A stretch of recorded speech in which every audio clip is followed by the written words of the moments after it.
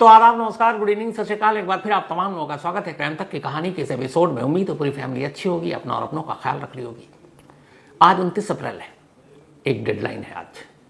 22 अप्रैल को पहलगाम में जो हमला हुआ जिसमें 26 सैलानी मारे गए, उसके अगले दिन यानी 23 अप्रैल को भारत सरकार ने 5 फैसले लिए थे और उनमें से एक फैसला यह था कि जो भी भारत के अंदर पाकिस्तानी सिटीजन रह रहे हैं वो भारत छोड़ दें, लीव इंडिया।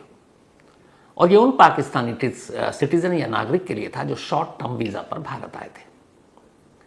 23 अप्रैल को ये आदेश जारी हुआ था और पहले 2 दिन की मोहलत दी गई, फिर 2 दिन और बढ़ा दी गई और इसके बाद जो मेडिकल वीजा पर भारत आए थे उनके लिए थोड़ी और छूट दी गई और उन्हें 29 अप्रैल तक की मोहलत दी गई।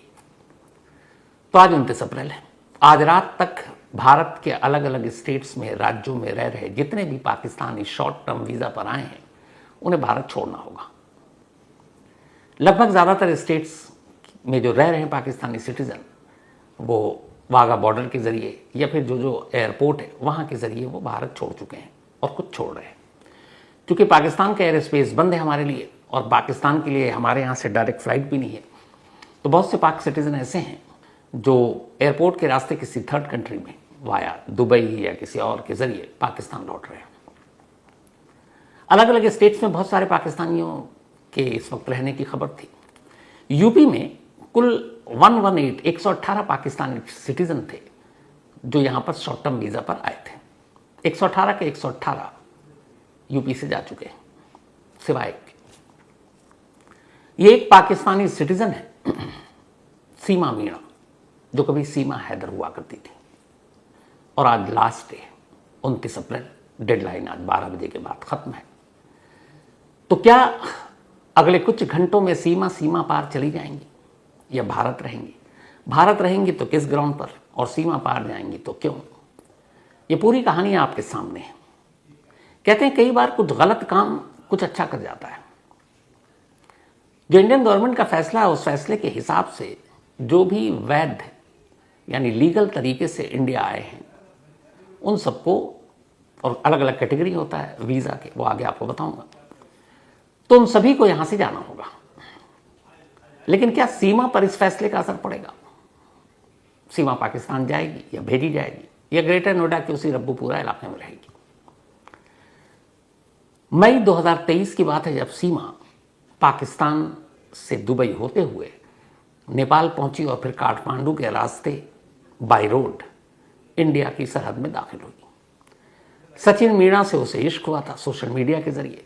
उसके बाद वो भारत आई। जब सीमा भारत में दाखिल हुई तो उसके पास इंडियन वीज़ा नहीं था, यानी वो इलीगल तरीके से भारतीय सीमा में दाखिल हुई। अब यहां भारत सरकार जिन लोगों को भेज रही है वो सब लीगल वीज़ा पर एंट्री पाया था उन्होंने, यानी वैध वीज़ा के जरिए वो इंडिया में दाखिल हुए थे। तो जिन लोगों को वैध वीज़ा के साथ यहां दाखिल होने की इजाज़त मिली वो तो सब जा रहे हैं, लेकिन इलीगल यानी कि बिना वीज़ा के सरहद पार करने वाली सीमा का फिर क्या होगा?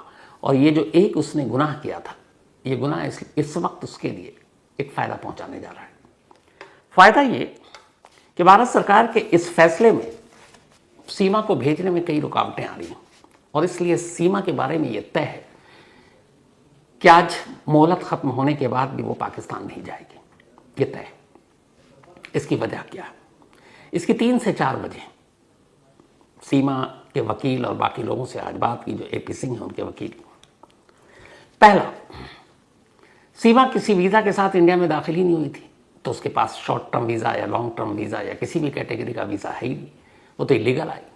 तो जब मई 2023 में वो इंडिया में इलीगल दाखिल हुई, उसके बाद फिर पता चला तो पहले यूपी पुलिस ने, नोएडा पुलिस ने उसे गिरफ्तार किया। बाद में एटीएस यानी एंटी टेररिस्ट स्क्वाड ने पूछताछ की।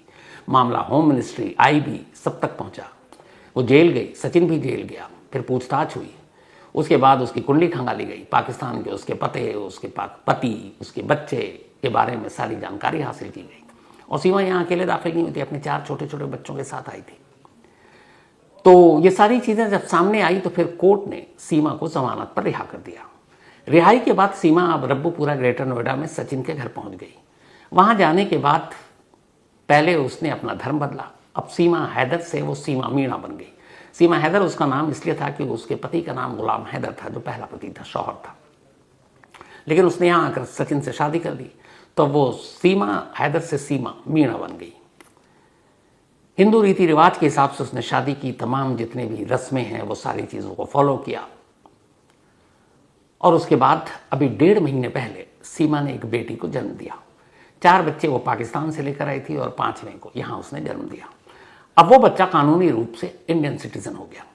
1.5 महीने का बच्चा है वो, और 1.5 महीने के इस बच्चे को उसकी माँ से कैसे जुदा किया जा सकता है? पहली तो ये मानवीय पहलू पर है, लेकिन दूसरा ये है कि सीमा जब यहाँ आई और गिरफ्तार हुई, वो मामला कोर्ट में है। जब तक कोर्ट का फैसला नहीं आ जाता आप सीमा को पाकिस्तान नहीं भेज सकते, ये कानूनी पहलू है। यानी सीमा को इन जो पहलगाम का हमला हुआ उसके बाद किसी भी सूरत में भारत सरकार के उस फैसले के तहत सरहद पार नहीं भेजा जा सकता, क्योंकि मामला कोर्ट में है, विचाराधीन है, कोर्ट का फैसला आना बाकी है। पहली ढाल सीमा के लिए ये कोर्ट बन गया जहां उसके खिलाफ मुकदमा है। दूसरी ढाल यह है कि एटीएस ने पूरे मामले की जांच की और फिर होम मिनिस्ट्री तक रिपोर्ट गई। एटीएस और होम मिनिस्ट्री इन दोनों की अभी तक सीमा को लेकर फाइनल कोई रिपोर्ट ही नहीं आई। तो जब तक वो फाइनल रिपोर्ट नहीं आ जाती, सीमा को आप पाकिस्तान नहीं भेज सकते। दूसरी ढाल या कवच ये बन गया। तीसरा, सीमा ने शादी करने के बाद सचिन से अपने वकील एपी सिंह के जरिए राष्ट्रपति भवन में राष्ट्रपति के पास एक एप्लीकेशन दी, एक अर्जी डाली है। और वो अर्जी ये है कि मुझे भारतीय नागरिकता दी जाए, क्योंकि मैं पाकिस्तान की बेटी ज़रूर थी, अब भारत की बहू बन चुकी हूँ, यहाँ पर मेरा एक पति है, मेरे बच्चे हैं, और अब तो बेटी की माँ भी बन गई 4 बच्चों के अलावा। तो नियम कानून के हिसाब से वो बेटी भी भारतीय है। तो अपनी बेटी को छोड़कर, अपने पति को छोड़कर वो पाकिस्तान कैसे जा सकती है? इसीलिए अब वो यहीं रहेगी एक भारत की बहू होने के नाते, तो उसे भारतीय नागरिकता दे दी जाए। ये राष्ट्रपति भवन में एक अर्जी लगाई। इस अर्जी पर अभी तक फैसला नहीं हुआ। राष्ट्रपति खुद इससे फैसला ले नहीं सकती। नियम यह है कि राष्ट्रपति इस अर्जी को होम मिनिस्ट्री के पास भेजेंगे, गृह मंत्रालय यानी जिसके हेड है अमित शाह। होम मिनिस्ट्री इस पर चर्चा करेगी, बाकायदा फिर कैबिनेट में ये सारी चीज़ें भी जाती हैं, और होम मिनिस्ट्री अपना रिप्लाई भेजेगी राष्ट्रपति को, राष्ट्रपति भवन में, कि क्या सीमा को नागरिकता मिलनी चाहिए या नहीं। फिर उस हिसाब से राष्ट्रपति फैसला लेंगे। लेकिन अभी तक कई महीने बीत चुके हैं, सीमा की ये अर्जी राष्ट्रपति भवन में पड़ी हुई है, उस पर कोई फैसला नहीं आया। तो एक तो ये, और ये अर्जी पहलगाम हमले से बहुत पहले की है। तो पहले से है तो इसका मतलब है कि एक चांस तो मिलना चाहिए। भाई उसने बहुत पहले एप्लीकेशन दे रखी है और पहलगाम हमले से उसका कोई लेना देना नहीं है। तो तीसरी ढाल या तीसरा कवच सीमा के लिए ये अर्जी बन गई।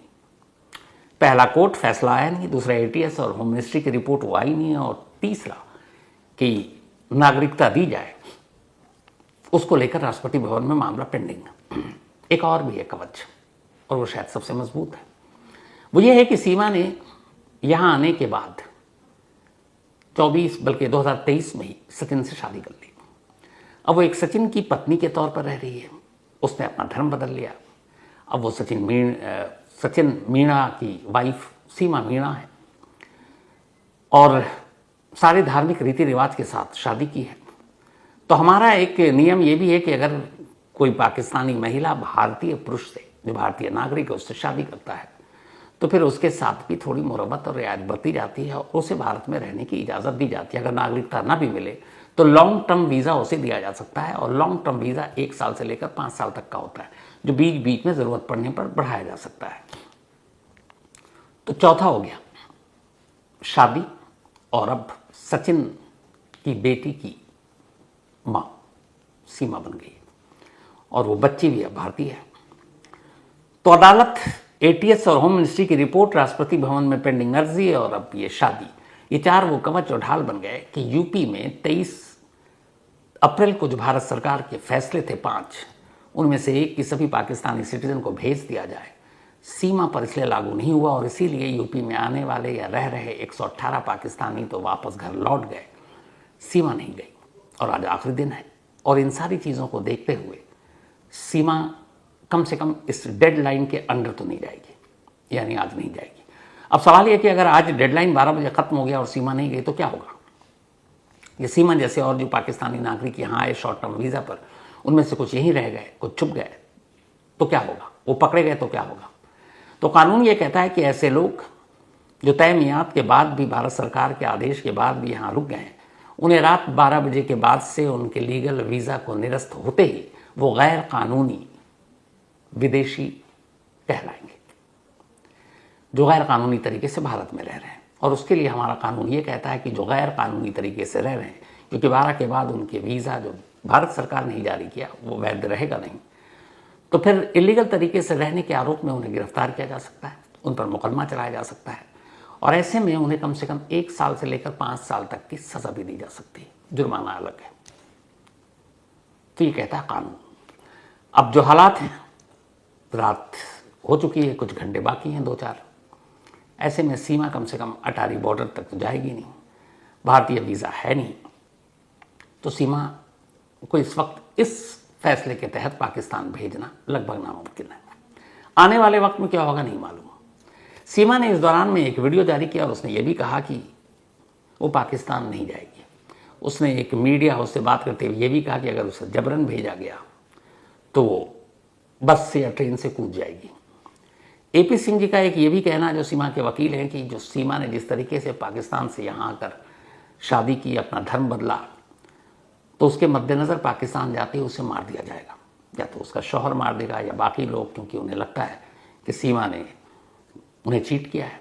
और सीमा ने जिस तरीके से यहाँ सोशल मीडिया पर सारी चीज़ें उसकी आई हैं और पाकिस्तान के बारे में उसने कुछ कड़वे सच भी बोले, तो उसको लेकर भी वहाँ उससे नफरत होगी। तो मानवीय पहलू पर भी उसको वहाँ भेजने का मतलब है उसको एक तरह से मौत के मुंह में डाल देना। तो उस बिना पर भी अपील की है कि उसे ना भेजा जाए। सीमा मीना ने पाकिस्तान में सनातन धर्म ग्रहण करने के बाद नेपाल में शादी की काठमांडू में, उसके बाद फिर भारत में आई। जब दूसरी बार आई तो भारत में भी जब 1 साल हो गया, उसको वर्षगांठ मनाई, तो भी सनातन धर्म रीति रिवाज पद्धति बाकायदा गौमूत्र, गंगा जल और गंगा स्नान और गंगा के पवित्रता के साथ, सनातन धर्म के साथ हिंदू रीति रिवाज सप्तपदी सप्त फेरों के साथ परंपरा से विवाह किया। उसके बाद 1 साल बीता, फिर दूसरे साल के बाद वो गर्भवती हुई, भारत में गर्भवती हुई और भारत में ही बेटी को जन्म दिया। माननीय उत्तर प्रदेश की अदालत के आदेशों का अक्षरशः पालन करते हुए भारत में रह रही है। महामहिम राष्ट्रपति जी की यह याचिका सीमा मीना की लंबित है। ATS जो एंटी टेररिस्ट स्क्वाड है, ATS उसकी निगरानी में है। सारे डॉक्यूमेंट, सारे कागजात ओरिजिनल सभी उनके पास हैं। उनकी जांच में पाकिस्तान को भी डॉक्यूमेंट सब भेजे गए हैं, माननीय गृह मंत्रालय को भी भेजे गए हैं। पूरी तरह से उत्तर प्रदेश की माननीय सरकार, भारत सरकार की माननीय अदालतों के आदेशों का अक्षरशः पालन करते हुए सीमा मीना, जो कि भारत की वर्तमान में बहू है, भारत में जन्मी बेटी की मां है, भारत में जन्मे सचिन मीना की धर्मपत्नी है। मीना समाज के सारे रीति रिवाज पद्धति सनातन धर्म के संस्कारों के अनुसार सारे 30 त्योहार मनाते हुए पूरी परंपरा के साथ, भारत के साथ, भारत माता की जय के उद्घोष के साथ, हिंदुस्तान जिंदाबाद के उद्घोष के साथ सीमा सचिन मीना देश के राष्ट्रीय त्योहार मनाने की बात हो, 26 जनवरी 15 अगस्त की बात हो, और भी होली, दिवाली, तीज त्योहार, भैया दूज, रक्षाबंधन, करवा चौथ, गणेश चतुर्थी, हिंदी नववर्ष, सभी त्योहारों को अच्छी तरह से मनाती आप सबको विदित भी है। और उसके बाद कानून में, न्यायिक प्रणाली पर माननीय उत्तर प्रदेश योगी आदित्यनाथ जी की सरकार, माननीय केंद्र में मोदी जी की सरकार के आदेशों का अक्षरशः पालन कर रही है। जिनकी कार्यकलापों को, कार्य प्रणाली को वो पाकिस्तान में भी देख के खुश होती थी कि भारत बहुत अच्छा देश है। यहाँ तो इस्लाम को मानने वाली महिलाओं के लिए भी भारत सरकार ने ट्रिपल तलाक पेश करके एक इस्लाम की मानने वाली महिलाओं तक के लिए आदर कर दिया। और सनातन धर्म में तो बेटी बचाओ, बेटी पढ़ाओ, बेटी बढ़ाओ का नारा है। और अब तो उसके 4 बेटियां हैं। भारत में जन्मी भारतीय मीना भी उसकी बेटी है और भारत में रह रही है। इसलिए जो भी लोग गलतफहमी और गलत चीज़ों को चला रहे हैं, दिखा रहे हैं, वो किसी सनातन धर्म की संस्कारी महिला के लिए गलत है, वो नहीं होना चाहिए। हालांकि इसी बीच गुलाम हैदर, जो सीमा का पहला पति है, उसने इस पहलगाम फैसले पर भारत सरकार के एक अपील की है।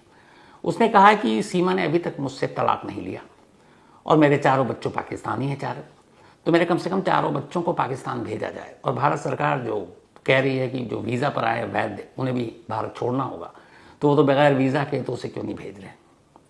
हालांकि गुलाम हैदर के इस कहने में ये भी है कि सीमा का क्या हश्र होगा वहाँ जाने के बाद, ये सब जानते हैं। तो कुल मिलाकर सीमा यहाँ से नहीं जाएगी। अब बाकी की बात करते हैं। इंडियन गवर्नमेंट ने जो कहा है कि इस पहलगाम हमले के बाद जो सख्त फैसले लिए हम लोगों ने कि यहाँ पे कौन कौन पाकिस्तानी है, कैसे जाएंगे, कैसे रह रहे हैं, तो हम अलग अलग कैटेगरी के वीज़ा देते हैं दुनिया के हर देश के सिटीज़न को, और उसमें एक पाकिस्तान भी है। तो पाकिस्तान को जो वीज़ा देते हैं जिन जिन कैटेगरी के हिसाब से, उसमें से एक आता है सार्क वीज़ा। सार्क समिट होता है, आप लोग जानते हैं।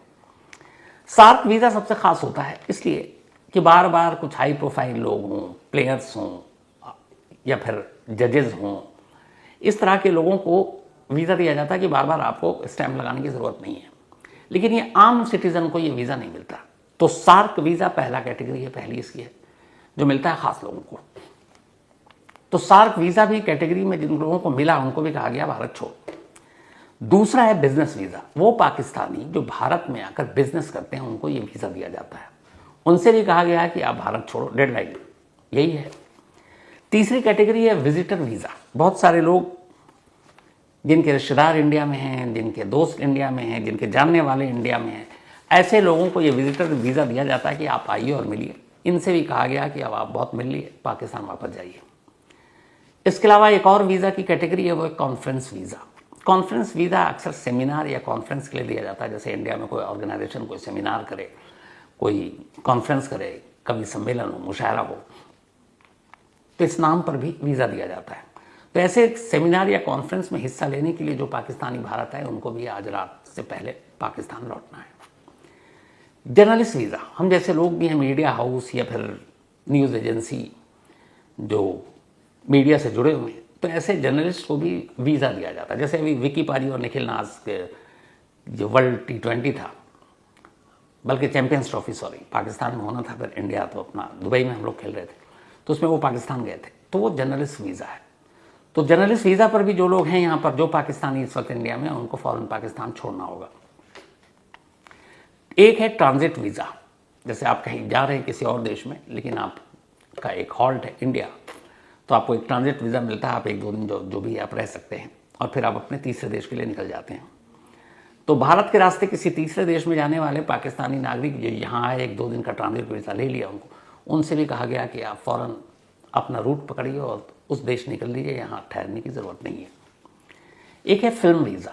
ये कलाकारों को दिया जाता है जो फिल्म में या फिर टीवी शोज़ में इंडियन काम करते हैं। पाकिस्तानी बहुत सारे एक्टर हैं, ऐसे कलाकार हैं, म्यूजिशियन हैं, सिंगर हैं, उन सबको ये वीज़ा दिया जाता है। तो वो भी इस फिल्म या फिर ये सारे जो टीवी शोज़ के लिए यहाँ काम कर रहे हैं, म्यूजिशियन हैं, सिंगर हैं, जो इस वक्त मुंबई में है या देश के किसी भी हिस्से में, उन सबको भी कहा गया आप कृपया करके भारत छोड़ दें। स्टूडेंट वीज़ा, ये हर देश अपने यहाँ पढ़ाई करने के लिए बच्चों को देता है। पाकिस्तान के बहुत सारे स्टूडेंट भी यहाँ पे पढ़ रहे होंगे, तो ऐसे स्टूडेंट वीज़ा जिन जिन को दिए गए उन सबसे भी कहा गया कि अब बस आपका स्टूडेंट वीज़ा कैंसिल है, फिलहाल टर्मिनेट है, आप वापस पाकिस्तान जाइए।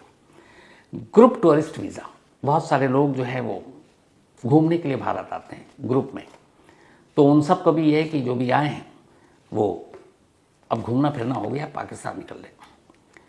Pilgrim and group Pilgrim visa, ऐसे धार्मिक यात्राओं के लिए, तीर्थ यात्राओं के लिए जो बहुत सारे लोग आते हैं, या फिर जैसे अजमेर शरीफ हो गए या फिर और भी जगह पे, या वहाँ के जो माइनॉरिटी हिंदू, सिख, बुद्ध, ईसाई पाकिस्तान में जो रह रहे हैं उनके लिए भी है। तो वो भी जब आते हैं तो उनके इस वीज़ा को भी कैंसिल किया। अब दर्शन और तीर्थ यात्रा बहुत, अब आप और ज़ियारत भी हो गई बहुत, अब आप निकलिए, तो ये भी कैंसिल कर दिया गया। माउंटेनियरिंग वीज़ा, बहुत सारे ऐसे शौकीन होते हैं भारत में आकर माउंटेन पे अपना ट्रैकिंग करने के लिए, इसके लिए भी वीज़ा दिया जाता है। इन्हें भी कहा गया है कि अब आप लोग यहाँ से निकलिए, अब ट्रैकिंग बहुत हो गई। एक है मेडिकल वीज़ा। चूँकि भारत की मेडिकल फैसिलिटी दुनिया में बहुत सारे देशों में देखते हैं कि बहुत अच्छी है। हमारे यहाँ जो मेडिकल में क्रांति आई है, जो डॉक्टर हैं हर बीमारी का इलाज, बल्कि इसमें मुझे याद आया कि जब मैं US गया था तो वहाँ एक हाल ये था कि वहाँ को लंबी लंबी मतलब डेट मिलते हैं। अगर आपके पेट में भी दर्द है तो पता चला 2 दिन बाद का टाइम दे रहे हैं। इमरजेंसी में पता नहीं क्या होता है, एक हमारे हैं संजीव भाई, उनको कुछ हार्ट का इशू आ गया, 12, 15, 16 दिन के बाद का डेट दे रहे हैं। हमारे यहाँ कम से कम ऐसा नहीं है।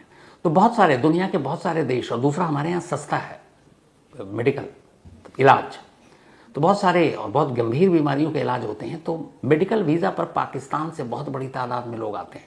अभी भी जो पाकिस्तान से इंडिया में लोग आए हुए हैं, जो Pakistani citizen short term visa पर, उसमें यह है कि केरल में इस वक्त 102 पाकिस्तानी हैं, जिसमें से 50% मेडिकल वीज़ा पर है। दिल्ली में जो है उनमें से भी लगभग 40% मेडिकल वीज़ा पर है। हैदराबाद में भी मेडिकल वीज़ा पर है, मुंबई में भी मेडिकल वीज़ा पर है। तो मेडिकल वीज़ा पर आने वालों की तादाद बहुत ज़्यादा है।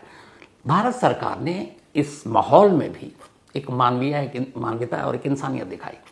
उन्होंने बाकी से तो कहा कि आप 4 दिन में निकल जाइए, लेकिन जो मेडिकल वीज़ा पर पाकिस्तान से भारत आए उनको 2 दिन एक्स्ट्रा दिया। वो एक्स्ट्रा आज खत्म होगा 29 अप्रैल। वो इसलिए दिया कि बहुत सारे ऐसे हैं जिनकी सर्जरी हुई होगी, अब सर्जरी के बाद रिकवरी के लिए भी वक्त चाहिए। अब ऐसे में आप अचानक उन्हें उठाएं और कहीं ट्रैवल करें तो ये अच्छी चीज़ नहीं होगी। तो भारत सरकार ने स्पेशली जिन मेडिकल वीज़ा पर आए पाकिस्तानियों की डॉक्टरों के हिसाब से कि जिसकी हालत है, चल सकता है, ट्रैवल कर सकता है, मेडिकल डॉक्यूमेंट्स तैयार कर सकता है, उनको 2 दिन एक्स्ट्रा दिया और वो 2 दिन एक्स्ट्रा आज खत्म होगा। तो मेडिकल वीज़ा, तो इस तरह से कुल वीज़ा इन लोगों को दिए जाते हैं। अब जो मेडिकल वीज़ा वाले हैं कायदे से आज वही जा रहे हैं, वरना ज़्यादातर शायद 99% पाकिस्तानी जो शॉर्ट टर्म वीज़ा पर थे वो चले गए। ये जो वीज़ा की कैटेगरी आपको बताई, इसके अलावा एक लॉन्ग टर्म वीज़ा भी भारत सरकार देती है। लॉन्ग टर्म वीज़ा खासतौर पर पाकिस्तान में रह रहे माइनॉरिटीज़ के लिए, क्योंकि वहाँ मुस्लिम मेजोरिटीज़ में, तो जैसे हिंदू हो गए, सिख हो गए, पारसी हो गए, बौद्ध हो गए, क्रिश्चियन हो गए, जैन हो गए, इन लोगों को लॉन्ग टर्म वीज़ा दिया जाता है। ये 1 से 5 साल का होता है, लेकिन ये बढ़ाया भी जा सकता है। लेकिन पहलगाम हमले के बाद भी भारत सरकार ने कहा कि जो लोग पाकिस्तान के माइनॉरिटी, वहाँ के अल्पसंख्यक यहाँ लॉन्ग टर्म वीज़ा पर रह रहे हैं, उन्हें हम नहीं निकालेंगे, वो रह सकते हैं, तो उनके लिए राहत है। दूसरा, बहुत सारे ऐसी पाकिस्तानी महिलाएं हैं जिन्होंने इंडियन लड़कों से शादी की है, भारतीय नागरिक से शादी की है, तो उनके लिए भी यह है कि हम अभी आपको नहीं निकालेंगे। लेकिन सीमा पर यह वाला रूल लागू नहीं होता, क्योंकि सीमा इलीगल तरीके से वीज़ा तो था ही नहीं। लेकिन बाकी सबको ये कहा गया कि चले जाएं। जो अभी तक का डेटा है शॉर्ट टर्म वीज़ा पर जो पाकिस्तान से आए थे, 1000 से ज़्यादा पाकिस्तानी भारत में थे जब ये फैसला आया, और उनमें से ज़्यादातर लगभग बॉर्डर छोड़ चुके हैं। इन 1000 में से 118 पाकिस्तानी यूपी में थे। अब सिर्फ एक सीमा है। इसके अलावा बिहार में 19 पाकिस्तानी थे। इन सभी को भी कहा गया कि आप निकल लीजिए डेडलाइन से पहले। मध्य प्रदेश में 228 पाकिस्तानी सिटीजन थे जो वापस पाकिस्तान जा चुके हैं। ओडिशा में ऐसे 12 थे, ये भी जा चुके हैं। इसके अलावा गोवा सरकार ने जितने भी शॉर्ट टर्म वीज़ा पर पाकिस्तानी गोवा में आए थे, उन सभी को कहा गया कि आप लोग अब निकल लें, और वो सभी निकल चुके हैं। गुजरात में कुल 7 पाकिस्तानी थे, 5 अहमदाबाद में थे, 1 भरूच में और 1 वडोदरा में, ये 7 के 7 निकल चुके हैं। इसके अलावा साउथ इंडिया में कुल 600 Pakistani citizen short term visa पर आए थे, 600। इनमें से 102, जैसा मैंने कहा आपको, कि केरल में थे, जिनमें से आधे मेडिकल वीज़ा पर आए थे। इसके अलावा हैदराबाद में 208 पाकिस्तानी थे, इनमें से भी आधे मेडिकल वीज़ा पर आए थे, और इन सभी को भी पाकिस्तान भेज दिया गया। दिल्ली में करीब 100 पाकिस्तानी थे, जिसमें से 40% मेडिकल वीज़ा पर आए थे, वो भी उनको कहा गया चले जाए। अब 12 बजे के बाद जो पाकिस्तानी नहीं गए, उनकी शिनाख्त हो गई, वो मिल गए, तो फिर वो सभी इलीगल विदेशी कहलाएंगे, गैर कानूनी नागरिक जो गैर कानूनी तरीके से भारत में रह रहे हैं। और ऐसे लोगों पर फिर मुकदमा चलेगा, और मुकदमे के साथ उनको जेल की सज़ा भी हो सकती है, और जब सज़ा पूरी हो जाएगी तब इन्हें डिपोर्ट कर दिया जाएगा। लेकिन पूरी कहानी का सार ये है कि बगैर वीज़ा के भारत आई सीमा 4 ग्राउंड पर फिलहाल पाकिस्तान नहीं जाएंगी, यानी सीमा पार नहीं करेगी। तो ये थी आज की कहानी का। गुजारिश यही है कि आप लोगों से एक बार फिर क्राइम तक जरूर सब्सक्राइब कीजिए, अपने तमाम लोगों से कराइए, और जितनी बड़ी तादाद में करा सकें बहुत खुशी होगी, और आप लोगों का प्यार यूँ मिलता रहे। मैं और मेरी टीम की बस यही ख्वाहिश है, यही दुआएं हैं कि आप लोग अपना प्यार इसी तरह देते रहें, अपने सुझाव सवाल भी दें, लेकिन क्राइम तक सब्सक्राइब जरूर कीजिए। तो कल 9 बजे आपसे फिर से मिलेंगे, तब तक के लिए थैंक यू।